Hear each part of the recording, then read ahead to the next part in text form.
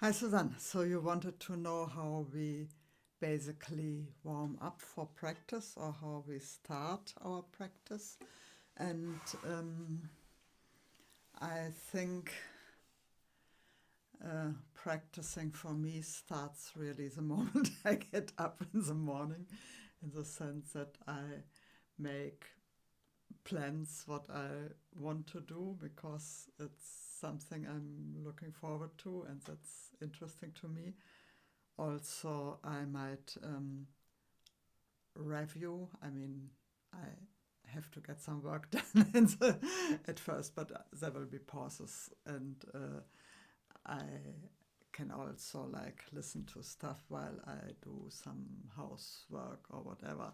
So I will listen to maybe a part of a lesson or to podcasts and YouTube videos. So yesterday and this morning I listened to a YouTube video on Nathan Milstein, um, and I found this really interesting because I think for the first time I kind of understood the title of this. It's basically a biography or whatever, the master of invention, and he said that one can never get everything one needs to do to be a good violinist from instructions or coachings or whatever, but one has to invent the own ways of practicing. So, of course, that doesn't take away from any of the fabulous teaching and coaching I have, but I thought it was, yeah, inspiring.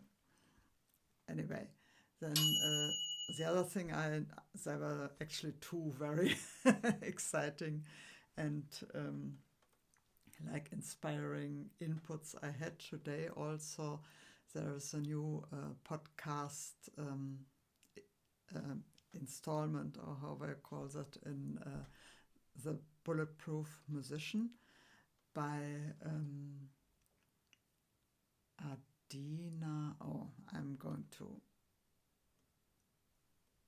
completely screw up the name, but she is actually now teaching at the Musikhochschule in Munich here. I didn't know that she teaches string and vocal pedagogy, and she's an American originally, and she talked with Noah about how to practice so that it is a better preparation for performing also, in the sense that one could actually enjoy performing, which I normally do, but I mean, there are like still, performance is a special situation for me, so I'm not really completely prepared for that. And she has some suggestions that come from the field of flying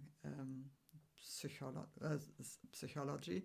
So, like, not only like there are these sports psychologists and who can give ideas for um, music practicing, and she wrote a dissertation on how flying actually prepares for practicing. So that was really interesting. And then when I actually sit down to start my practice, I have a very brief routine of doing some kind of warm up, like physically, like something like moving my shoulders in a special way and doing a little bit of the Alexander Technique centering exercise that I learned from Jennifer Francoli, so-called cycle and other stuff, just, I don't know, 5 or 6 or 7 minutes. And then I also do some journaling in my practice journal. I mean, I kind of rearrange my Modacity playlist for the things that I want to do, and also start the journal section of the day. So I have a template that I copy, and I might write some initial thoughts and plans. And then I actually take my violin into my hand and tune. That's the first thing.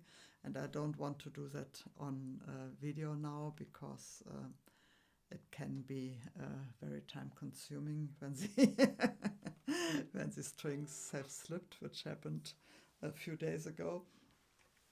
So I already did that, and then I will like do some open string exercises, and that might involve just playing some long bows, like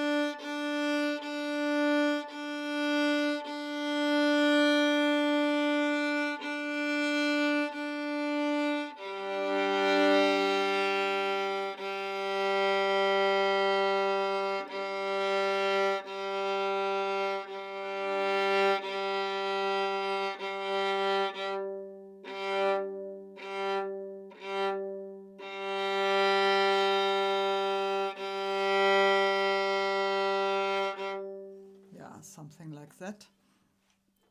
And then I normally do some of the open string bowing exercises that I get from Daniel, and the current one is to practice both like the starting of a note at the frog and at the tip, and also have some fast bows, which are quite challenging to keep the bow straight and controlled.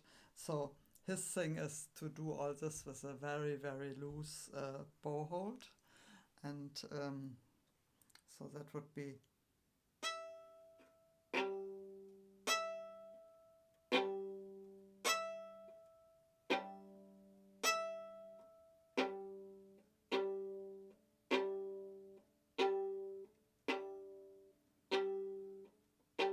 so just barely like catching the string. So it's not like a very big thing with the fingers like Collet, but more like a little wrist impulse and just a very gentle but clear sound, basically. So that was good on the E string. On the G string it's a little bit more challenging.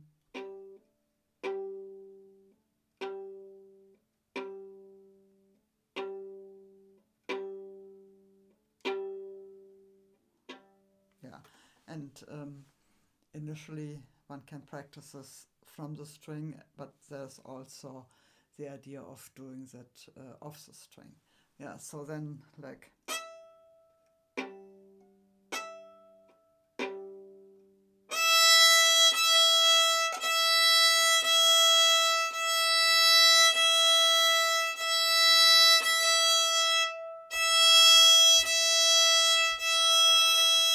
yeah, so here my challenge is that the bow kind of flips sideways, and I try to do it so much that eventually I get a few clean strokes. Of course, now it's a little bit too slow.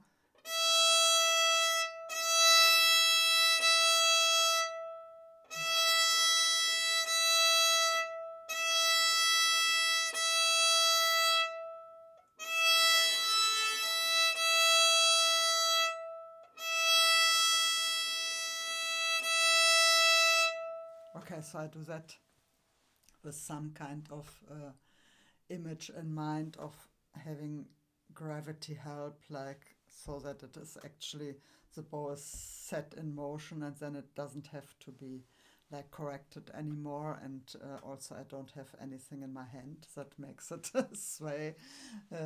So these are yeah, I mean, it's I can get very obsessed with that, or also let it be a little bit sooner, so depending on the day. And that could be also then